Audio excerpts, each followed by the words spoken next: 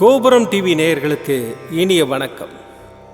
இன்று பிறந்தநாள் காணும் மற்றும் மணநாள் காணும் அத்துணை சகோதர சகோதரிகளுக்கும் எங்களது இனிய வாழ்த்துக்கள். பாபாவின் ஆசிகளோடு பல்லாண்டு காலம் நீங்கள் எல்லா வளங்களும் செல்வங்களும் பெற்று நலமுடன் வாழ வாழ்த்துகிறோம். பாபா அழைக்கிறார்.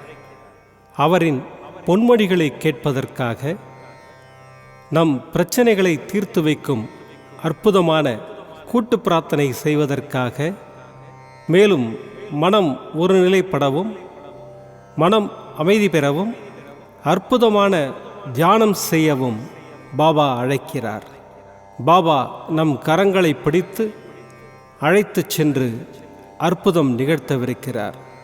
வாருங்கள், பாபாவின் பொன்மொழிகளை தரிசனம் செய்வோம். அன்பு குழந்தையே, நீ எடுக்கும் முடிவுகளில் உனக்கு குழப்பங்கள் இருந்தால் முதலில் அதை அமைதிப்படுத்து. பிறகு உனக்கான வாசலை திறந்து கொள். அந்த வாசல் திறக்கும்போது பயணத்தை நேர்மையாகவும் மன உறுதியுடனும் நம்பிக்கையோடும் கடின உழைப்புடனும் செய்ய ஆரம்பி. அது சேரும் இடத்தை வெற்றிக்கான இடமாய் உனக்கு நான் தருகிறேன். உன் வாழ்க்கையில் மலர்களின் தென்றல் வீசும் நேரம் எட்டிவிட்டது. அதை நீ நுகரப் போகிறாய். உன் வாழ்க்கையை பொற்காலமாய் மாற்றுவேன். நல்ல மனமும் மனித நேயமும் கொண்ட என் பிள்ளை நீ. உன் அன்பு உண்மையானது, பக்தி தூய்மையானது. உனக்கும் உன்னை சுற்றி உள்ளவர்களுக்கும் என் பரிபூர்ண அருளும் ஆசீர்வாதமும் எப்போதும் உண்டு. நீ என் அன்பையும் அருளையும் பெற்ற என் உயிரின் துடிப்பு. நீ ஜெயமாக எல்லா செல்வங்களும் பெற்று வாழ்வாய். எல்லா வளங்களும் செல்வங்களும் பெற்று வாழ உன் சாயப்பா ஆசீர்வதிக்கிறேன். எதற்கும் கலங்காதே, உன் சாயப்பா இருக்கிறேன். ஓம் சாய்ராம். பாபாவின் அற்புதமான பொன்மொழிகளை தரிசனம் செய்தோம். அடுத்த நிகழ்வு கூட்டு பிரார்த்தனை. நம் மனநலன் சார்ந்த பிரச்சனைகளுக்காகவும் உடல் நலன் சார்ந்த பிரச்சனைகளுக்காகவும் மற்றும் நம் அனைத்து விதமான பிரச்சனைகளுக்காகவும் சாய்நாதரிடம் கூட்டு பிரார்த்தனை செய்வோம். வாருங்கள், இந்த அற்புதமான கூட்டு பிரார்த்தனையை செய்வோம். பிரார்த்தனாஷ்டகம். 8 பிரார்த்தனைகள். சாந்தமான மனம் கொண்ட சாயிநாதரே, அறிவின் சிகரமே, அன்புள்ளம் கொண்டவரே, கருணை கடலே, உண்மையின் இருப்பிடமே, மாயை என்னும் இருளை அகற்றுபவரே, ஜாதி மத பேதங்களுக்கு அப்பாற்பட்டவரே, எங்களின் புரிந்து கொள்ளும் திறமைக்கு அப்பாற்பட்டவரே, அன்பின் இருப்பிடமே, ஷீரடி வாழ் இறைவனே, என்னை காப்பாற்றும், என்னை காப்பாற்றும். ஞான சூரியனே, ஞானத்தை வழங்குபவரே, பக்தர்களின் மனங்களில் உலவிடும் பரமஹம்சரே, அனைத்து நன்மைகளுக்கும் காரணமானவரே, தங்களை சரணடைந்தவரை காப்பவரே, படைக்கும் தொழில் புரியும் பிரம்மாவும் காக்கும் கடவுளான விஷ்ணுவும் நீங்களே. 3 உலகங்களையும் யுகங்கள் முடிவில் தன்னுள் ஐக்கியமாக்கிக் கொள்ளும் ருத்திரனும் தாங்களே. நீங்கள் இல்லாத இடம் இந்த பூமியில் ஏது? எல்லாம் அறிந்த இறைவன் நீங்கள். எங்கள் எல்லோரின் இதயங்களிலும் வசிப்பவரும் நீங்களே. எனது எல்லா குற்றங்களையும் மன்னிக்க வேண்டும் என்று வேண்டி கேட்டுக்கொள்ளுகின்றேன். அலை அலையாய் தொடர்ந்து வரும் சந்தேகங்களையும் மனமயக்கங்களையும் போக்குவீராக. நீங்கள் கோமாதா, நான் பிறந்த இளங்கன்று. நீங்கள் சந்திரன், நான் சந்திரகாந்த கல். தங்கள் பாதங்கள் கங்கை நதி. பணிவுடன் இந்த தாசன் உங்கள் பாதங்களில் தலை வணங்குகிறேன். உங்கள் கைகளை என் தலைமீது வைத்து ஆசை கூறுங்கள். என் கவலைகளும் துன்பங்களும் பறந்தோடட்டும். இந்த கணு தங்களின் தாசன்.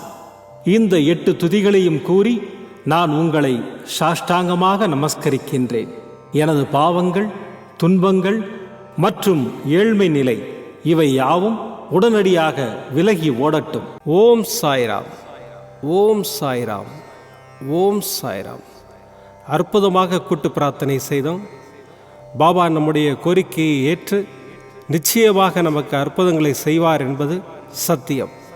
இனி கண்களை மூடி பாபாவை மனதில் நிறுத்தி பாபாவின் அற்புதமான சக்தி வாய்ந்த மந்திரத்தை அனுபவிப்போம். ॐ नमो भगवते साईनाथाय अमृतवाक्यवर्षाय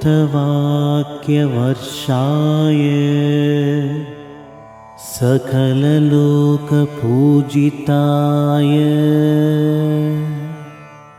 सर्वदोषनिवारणाय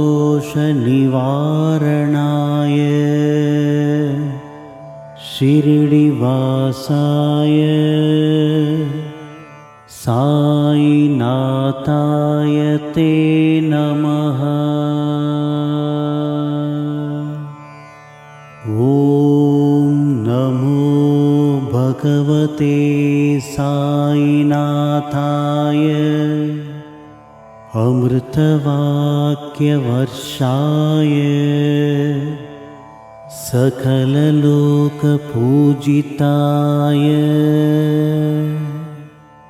सर्वदोषनिवारणाय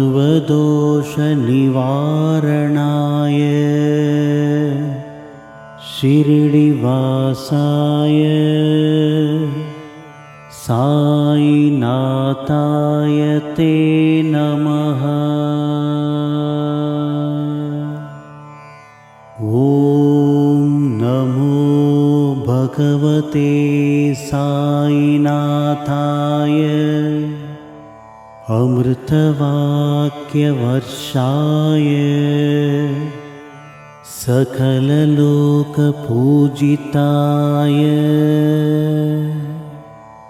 सर्वदोषनिवारणाय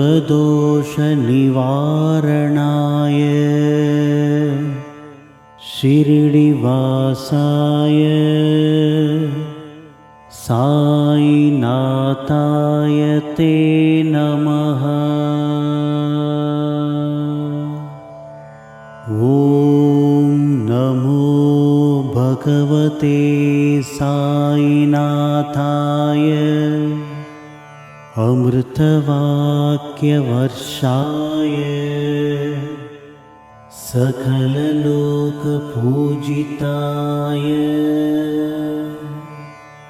सर्वदोषनिवारणाय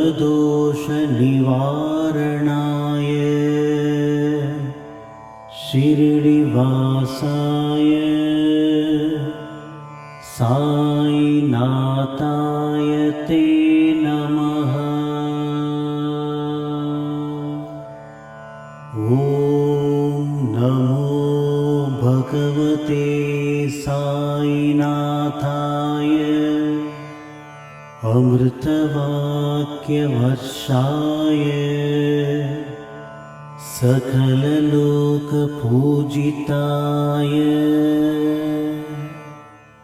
सर्वदोषनिवारणाय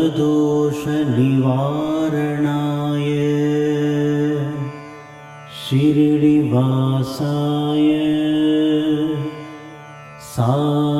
साईनाथाय ते नमः। ॐ नमो भगवते साईनाथाय अमृतवाक्यवर्षाय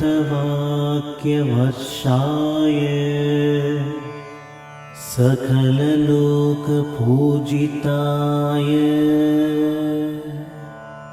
सर्वदोषनिवारणाय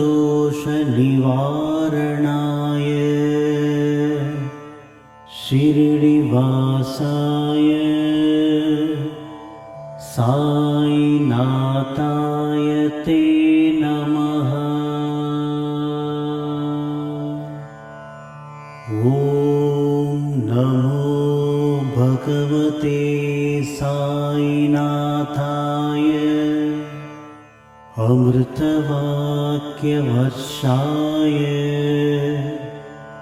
सकललोकपूजिताय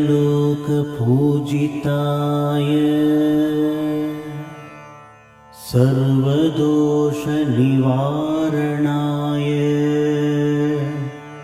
शिरडिवासाय साईनाथाय ते नमः।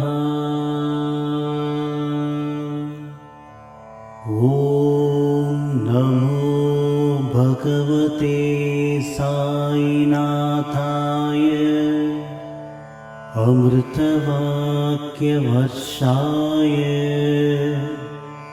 सकललोकपूजिताय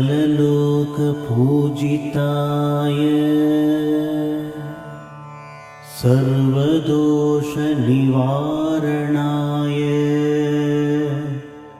शिरडिवासाय साईनाथाय ते नमः। ॐ नमो भगवते साईनाथाय अमृतवाक्यवर्षाय सकललोकपूजिताय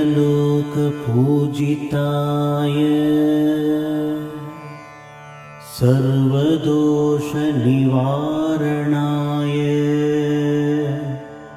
शिरडिवासाय साईनाथाय ते नमः। ॐ नमो भगवते साईनाथाय अमृतवाक्यवर्षाय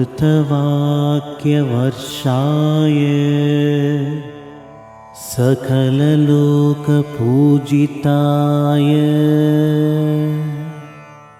सर्वदोषनिवारणाय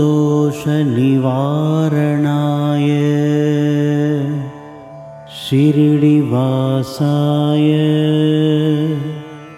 साईनाथाय ते नमः।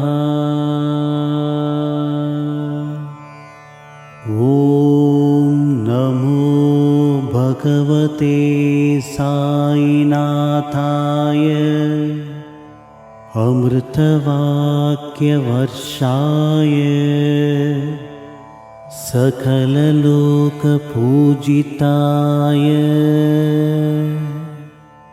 सर्वदोषनिवारणाय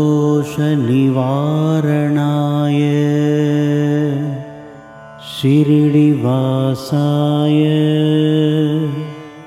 साईनाथाय ते नमः। ॐ नमो भगवते साईनाथाय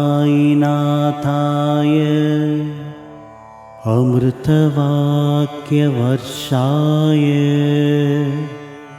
सकललोकपूजिताय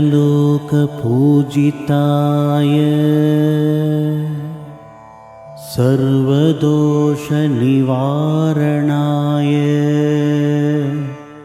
शिरडिवासाय साईनाथाय ते नमः। ॐ नमो भगवते साईनाथाय अमृतवाक्यवर्षाय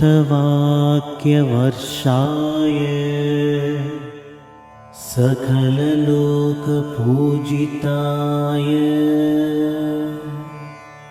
सर्वदोषनिवारणाय शिरडिवासाय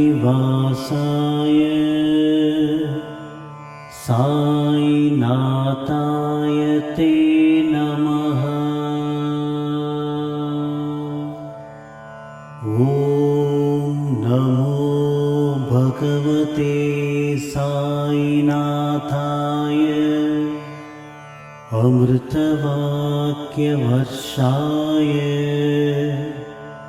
सकललोकपूजिताय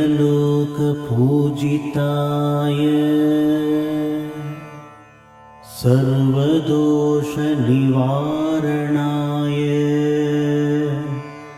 शिरडिवासाय साईनाथाय ते नमः।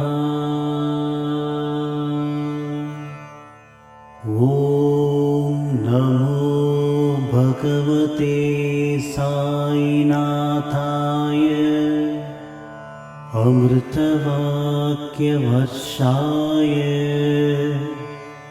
सकललोकपूजिताय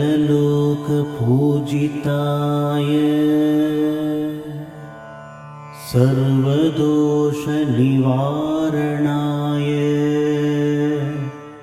शिरडिवासाय साईनाथाय ते नमः। ॐ नमो भगवते साईनाथाय अमृतवाक्यवर्षाय सकललोकपूजिताय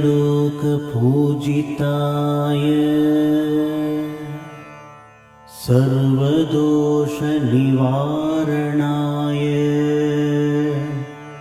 शिरडिवासाय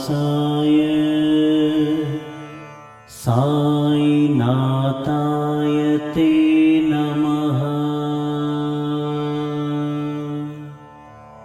ॐ नमो भगवते साईनाथाय अमृतवाक्यवर्षाय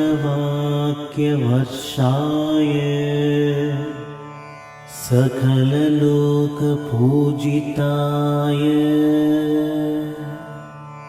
सर्वदोषनिवारणाय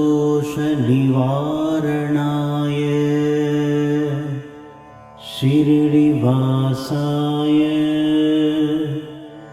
साईनाथाय ते नमः। மீண்டும் நாளை காலை இந்த அற்புதமான பாபா அழைக்கிறார் நிகழ்ச்சியில் சந்திப்போம். நன்றி, வணக்கம். விதம் விதமான பக்தி நிகழ்ச்சிகளை உங்களுக்காக தந்து கொண்டிருக்கிறது உங்கள் கோபுரம் டிவி. உங்களுக்கு பிடித்த நிகழ்ச்சிகளை லைக் செய்யுங்கள், உங்களுக்கு பிடித்த மாணவர்களுக்கு ஷேர் செய்யுங்கள்.